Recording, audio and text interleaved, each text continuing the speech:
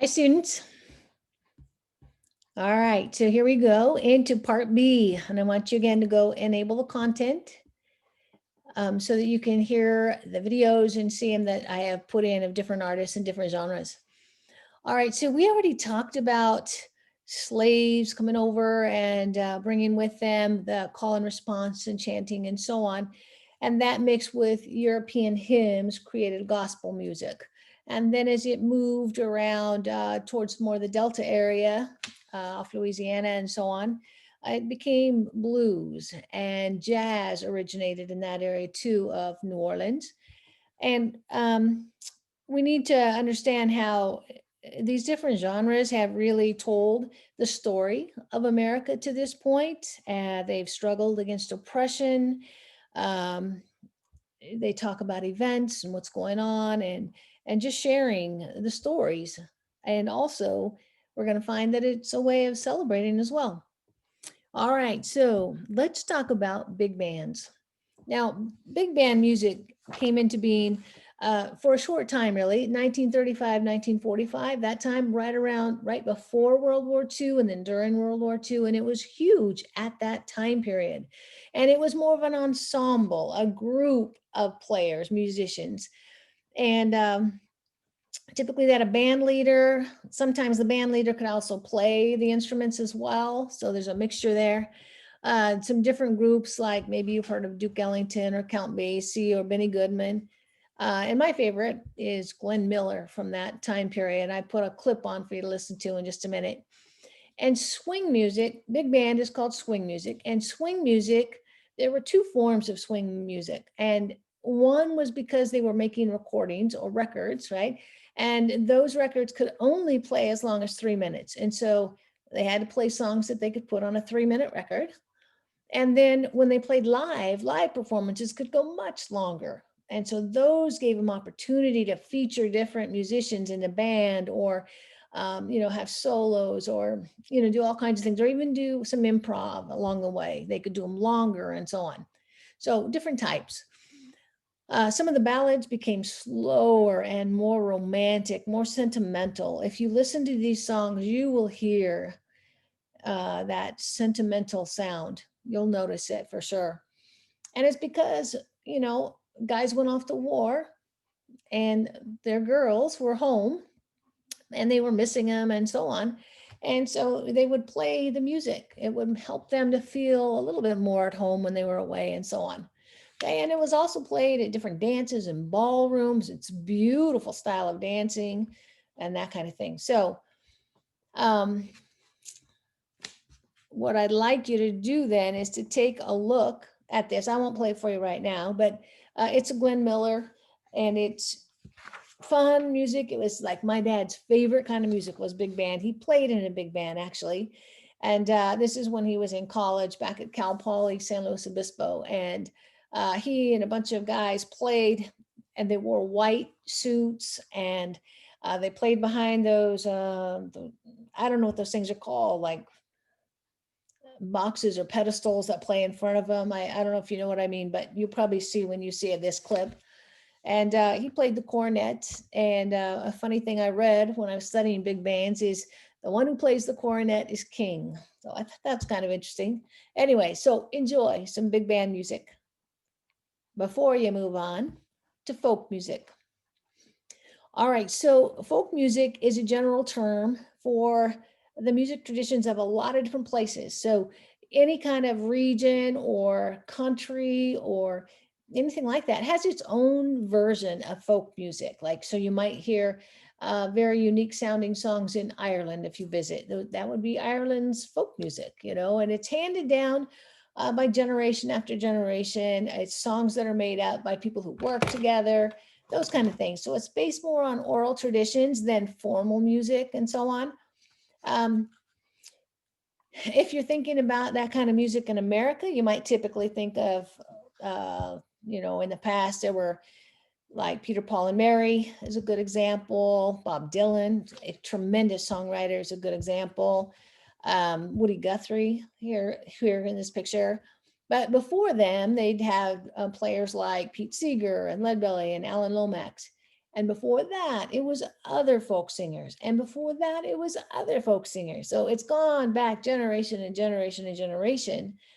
And, you know, a lot of the songs were influenced by what was going on, whether it was social or cultural activism or those kinds of things. But it traces back to before the Civil War. All right. And so what I read about folk music, and this kind of blends with country music as well, is it really was the Grand Ole Opry that was had the most significant impact on this kind of music spreading to other places. So at the Grand Ole Opry, which is in Tennessee, musicians would just strive, really strive to get a chance to play the Grand Ole Opry. It was very well thought of. It always has been and probably always will be, still today.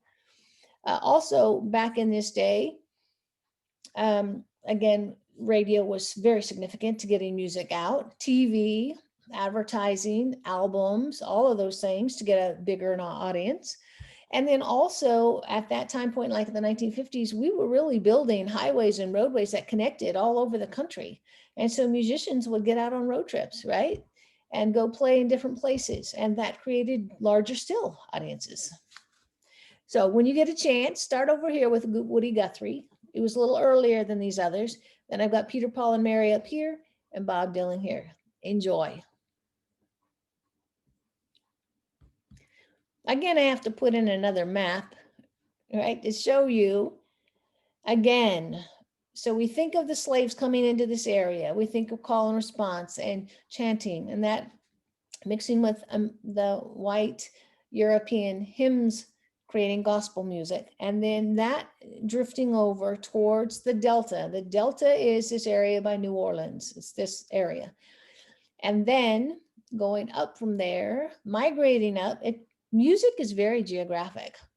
And so it spreads, it moves, and it creates pockets of influence that's brought into an area and then kind of personalized from wherever it is. So if you go to Memphis, you get a different sound of music. You go to Nashville, it's maybe more country-ish. You know, you go on up to Kansas City blues and St. Louis blues. And then you go over here to Chicago where the blues really developed and took off. And then it even spread all the way over here to New York over here. Okay. And just kept going on and on and on up. All right. So when you get the chance, especially to go to this area, this is kind of the music hearth of the United States. And in this area, we'll talk about it again, but when you get a chance to go to Nashville or Memphis, either one, make sure you spend a day at each one because you're going to love each one. And really, it's only about a 2-hour drive in between. Very easy to go to both places, very different from each other, but very rich in musical history. Excuse me. Let me get a drink. All right, rock and roll. So if you asked anybody, if I was in class with you as a group right now, probably 40 of you students, and I said, when do you think rock and roll started? Every one of you might have a very different answer. Okay. I mean, there's just not a definitive answer of when it started, but you'd all agree that it's in the early 1950s. And the term was already being used by different types of musicians, and they were streaming together, fusing together this mixture of different things, and ended up calling it rock and roll. Now, rock and roll borrowed from other things like doo-wop, gospel, country, blues, bluegrass, R&B, but it had its own trademark. And what that is, as you know, is loud guitars, a driving beat, lots of energy. Think of Mick Jagger, lots of energy, and a youthful irreverence.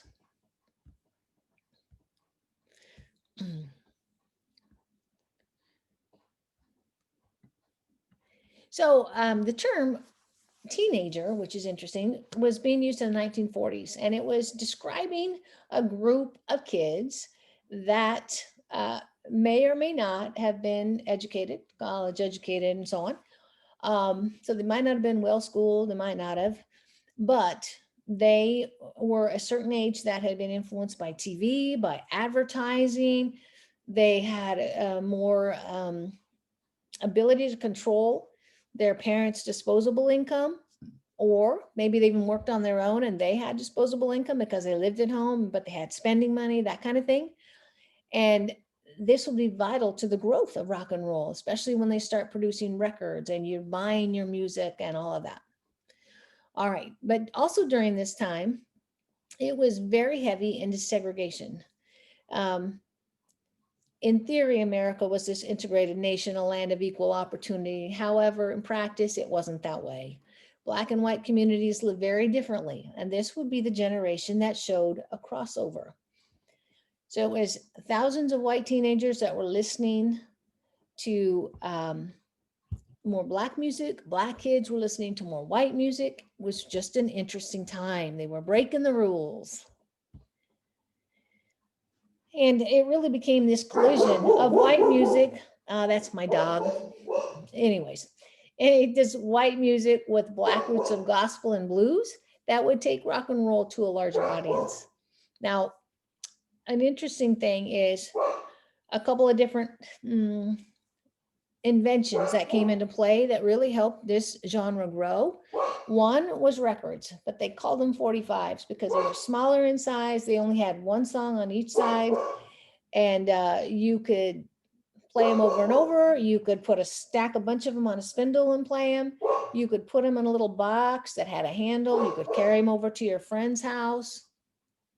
Anyways, that really blew up America's music right there. Also, you have jukeboxes, and you'd go to a diner and you see a jukebox and you know, put in a coin and play your song. And what was, they just were magnets for teenagers at that time. And any teenage boy, I love this, when I read this, just cracked me up. Any teenage boy could demonstrate his cool by choosing the right tracks and use the disc to relay messages of his undying love to his girl without the embarrassment of actually saying anything. Okay. So radio was the major way for music to reach the audiences all over the country, all over the world, and that thing. Teenagers would sit next to the radio every night waiting for the latest rock and roll record to be played, the top 10, the top 40, all those things. Then there were TV shows as well, like the Ed Sullivan Show, Steve Allen Show, Grand Ole Opry, Alan Freed Show, Dick Clark's American Bandstand. All of these TV shows really just brought this rock and roll to people going crazy. I mean, they loved it. Well, our parents didn't love it, but we all loved it. Okay. All right. So, but when you look back from the 1920s to the 1950s, music made by Black musicians was only sold as race records to Black audiences. The mainstream music industry knew there was a potentially vast market out there, but for 30 years, they chose not to engage with it for a variety of reasons, ranging from racism to sheer ignorance. Black musical forms, including blues, jazz, and gospel, could reach a white market, but usually only when performed by a white artist, such as Elvis or Pat Boone or Buddy Holly, and so on. Rock and roll producer Sam Phillips said, and these are his words, not mine, okay? If I could find a white man who had the Negro sound and the Negro feel, I could make $1 million.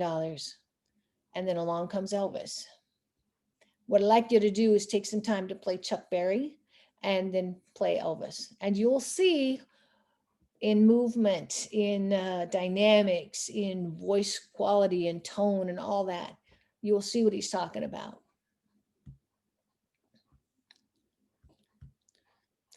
All right, by the end though of the 1950s, Elvis was in the army. Chuck Berry, his best years were behind him. Little Richard had turned into gospel, and Buddy Holly was dead. So huge voids were left in rock and roll. And so when people look around, if they look out to the West Coast, we have the Wilson brothers who turned surfing into a musical style. You know them as the Beach Boys, and I've got a song recorded for you right here. Okay. Then came British influences. And most of those musicians did really well at home, but not so well. And they didn't have such a big impact in America until the Beatles. And then the Beatles were followed, of course, by the Rolling Stones and others. And they brought with them a whole new sound to rock and roll. And so I put the Beatles on here. This is off one of their, when they were on the Ed Sullivan Show. And let me just say that everybody about my age, a little older, a little younger, remembers exactly the night that the Beatles were going to be on Ed Sullivan. I'm not even kidding you. You sat as close as you possibly could to the TV. You screamed, you giggled, you laughed, you loved every bit of it. Your parents weren't too excited, but anyway, such an impact. Okay. And the diversity in rock and roll was wild. You had, from Bob Dylan, if you ever listen to his words of his songs, they're profound. He's a tremendous songwriter, probably one of the best songwriters of my generation anyways. And then you had somebody like Sonny and Cher, a little bop group that came out saying, ours is happy music. We haven't really any message. So anyways, you have this huge diversity. All right, in the late 60s, that dog sounds so vicious, doesn't he? He's a golden retriever. Come on, get over here. All right. By the late 1960s, the world was full of turmoil and violent protests and turbulence against the war, fighting for civil rights, all kinds of things. A lot of unrest going on. It was a very scary time. In fact, one night, there were up to 140 cities on fire at the same time. That's how scary it was. Okay. The 60s were very turbulent. So songs were written about these troubled times. And I put a Crosby, Stills, Nash and Young song on there. They're great songwriters, too, great voices, harmonize. Oh, amazing. And they sing some pretty profound lyrics as well.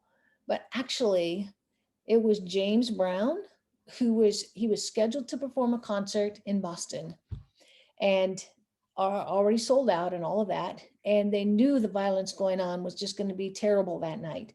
So they didn't know what to do. Should they cancel the concert and have all those people mad? Or should they keep the concert going? But, all these protests going on, what was going to happen? Not just protesting, but real violence. So what they did was they encouraged him, they wanted him to go ahead and do the concert live, but allow it to be filmed on live TV, which is difficult to do. I mean, and they had to do it right away and get it going up and running. But the idea was that everybody at home could watch that concert and they would stay home to watch that concert. And it worked. It was a brilliant idea. So play a little bit of James Brown. About the same time in the late 60s as well, out here in California, up in San Francisco, actually in the Haight-Ashbury district, there was a haven. That was a haven for the hippie movement at the time, where people lived in communes and that kind of thing. And so we have this real kaleidoscope of music and community. And it's really interesting if you ever watch any documentaries on different groups back then who lived together and stuff. They got together like every day and played music, and you'd have one guy from one group playing with one guy from another group and just doing stuff together. They really community, giving to each other what they knew, what they learned, and trading secrets about different things with the bands and, all that. So I put a couple of things. So up living in this area is Jefferson, Airplane, Grateful Dead, Janis Joplin, Frank Zappa. They all lived up in this area and worked together, created together, all of that. So I put Janis Joplin on, and I'll be honest, she's not my favorite. The voice is pretty hard to listen to, but honestly, she's instrumental in rock and roll. So she has to be here. Okay, and then down here I've got Jefferson Airplane. And over here, one of my favorite groups, Grateful Dead. So enjoy. All right, we are leaving rock and roll, and we're going to go to rhythm and blues and country. So join me on the next one.